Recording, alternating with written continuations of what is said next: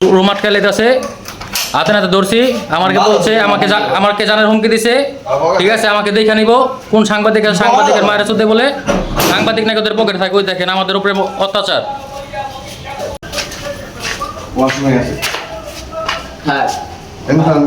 এই যে মাদক নিয়ে যায় দেখেন ভাই, ঠিক আছে।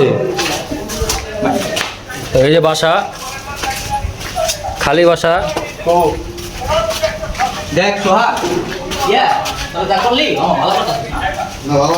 তুই 50 টাকা তোর বানালাস ভাই বেড়াদার রে। এই যে দেখেন খাইতে চেহারা ভাত বানালাইছে দেখেন।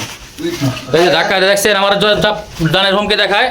ঠিক আছে, আমার বলছে সাংবাদিক চোদার সময় নাই, কোন সাংবাদিক কাছে নিয়ে আসো। এই যে ভিডিও।